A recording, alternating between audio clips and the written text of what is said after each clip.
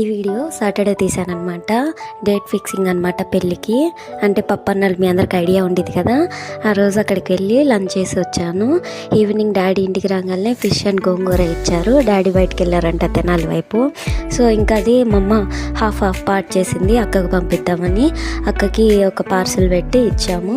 అక్క మా ఫ్యామిలీ కోసం పీతలు కర్రీ పంపించింది. పీతలు అంటే నాకు చాలా ఇష్టం.